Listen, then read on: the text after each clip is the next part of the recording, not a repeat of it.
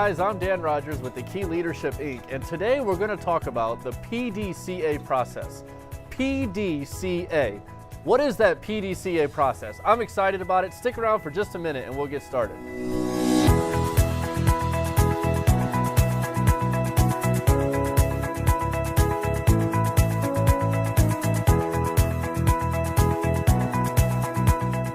Today we're going to talk about the PDCA process. I remember a couple of years ago when I was reading a book by Orrin Woodward called Resolved, and I had attended a lot of his live seminars and a lot of audios that he had put out. He teaches the PDCA process, and I want to talk about that today because I believe it'll help us as we begin our journey. The first word, P, stands for plan, do, check, and adjust.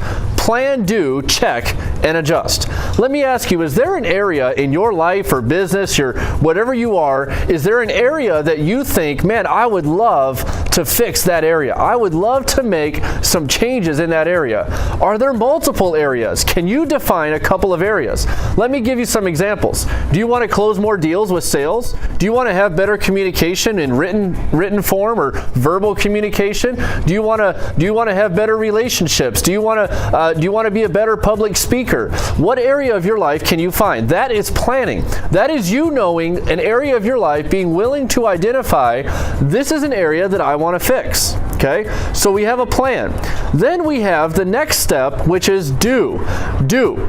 We must do something towards the plan that we have set out.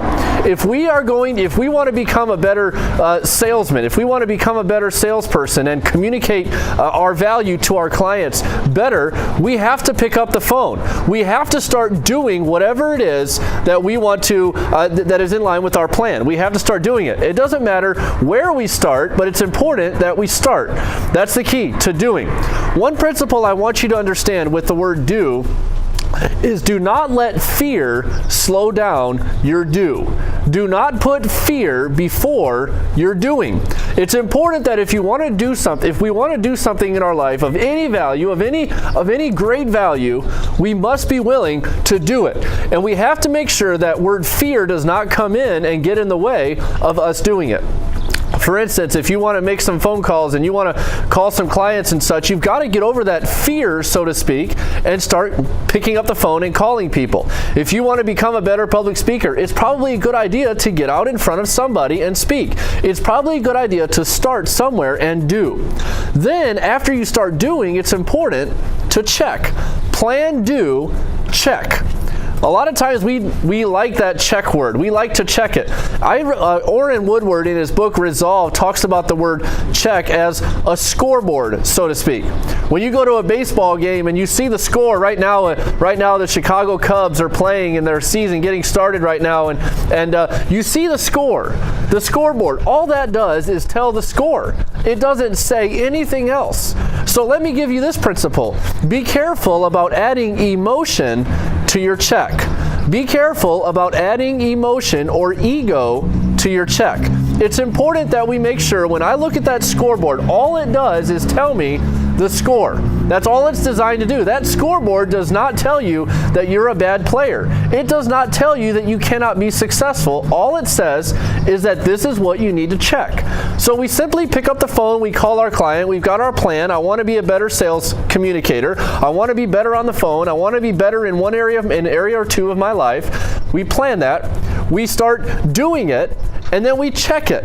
It's important that we always make sure we check it. We don't let fear get in the way of our do, and we make sure we don't let our ego or emotion get in the way of our checking. Then, probably the most important step is the last one. Adjust. We have to adjust. We have to be willing to make changes. Okay? If we want to achieve a level of success in our life, we cannot subscribe to insanity. Insanity is simply doing the same thing over and over again and expecting a different result. But if we want a better result in our life, we have to be willing to adjust. It doesn't mean we have to adjust in a big way. Maybe just a small adjustment. Maybe how you ask that question. Maybe your voice quality needs to adjust a little bit. Maybe simply how you stand, or how you sit, or how you write, or when you write. write. Maybe something, if you want to be a better writer, if you want to be a better, in any area of your life, find a small adjustment that you can make, and then go, your new plan now is off of that adjustment. If you want to be a better baseball player and hit more home runs, or get more people out, or throw a better first pitch, it's important to make sure that you just adjust something little. Keep your ego out of the way when you come to that checking part, and also make sure you're willing to adjust, willing to get some mentors, willing to do what a coach tells you to do. That coach is not there to hurt you. That mentor is not there to make you look bad. He's simply there to help you. Learn to follow the plan, do, check, and adjust process. The PDCA process. It's important. And here's what I want us to make sure we do. We don't just have to use this one time every day. We should constantly be using the PDCA process as many times as possible throughout our day.